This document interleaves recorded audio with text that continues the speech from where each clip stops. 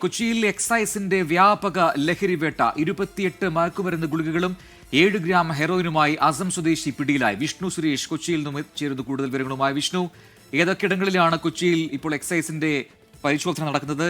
ഇപ്പോൾ അസം സ്വദേശി പിടിയിലായത് എവിടെ നിന്നാണ്? പ്രജിൻ, ഈ ആഘോഷങ്ങളുടെ ഭാഗമായാണ് പ്രത്യേക പരിശോധനകൾ നടക്കുന്നത്. പ്രത്യേകിച്ച് ഓപ്പറേഷൻ ക്ലീൻ സ്റ്റേറ്റുമായി എക്സൈസ് മുന്നോട്ട് പോവുകയാണ്. ഇന്ന് തൃക്കാക്കരയിലും അതോടൊപ്പം തന്നെ നഗരത്തിന്റെ വിവിധ ഭാഗങ്ങളിലുമാണ് പരിശോധന നടത്തിയത്. ഇതിനിടയിലാണ് എക്സൈസ് സ്ക്വാഡ് നടത്തിയ പരിശോധനയിൽ 7 ഗ്രാം ഹെറോയിനും അതോടൊപ്പം തന്നെ 28ഓളം മയക്കുമരുന്ന് ഗുളികളുമായി അസം സ്വദേശിയെ പിടികൂടിയത്. 50 ഗ്രാം കഞ്ചാവുമായി ഒരാളെ പിടികൂടിയിട്ടുണ്ട്. 6 ഗ്രാം MDMA-യുമായി എറണാകുളം എക്സൈസിന്റെ നേതൃത്വത്തിലുള്ള സംഘം ഒരാളെ പിടികൂടിയിട്ടുണ്ട്. അങ്ങനെ വ്യാപകമായി ലഹരിവേട്ട എക്സൈസ് ഇന്ന് നടത്തിയിട്ടുണ്ട്. കൂടുതൽ അറസ്റ്റുകൾ ഉണ്ടാകാനുള്ള സാധ്യതയുണ്ടെന്നും എക്സൈസ് പങ്കുവെക്കുന്നു. പ്രത്യേകിച്ച് ഈ ആഘോഷ ദിവസങ്ങളൊക്കെ വരുന്ന പശ്ചാത്തലത്തിൽ പരിശോധനകൾ കൂടുതൽ കർശനമാക്കാൻ എക്സൈസ് നേരത്തെ തീരുമാനിച്ചിരുന്നു.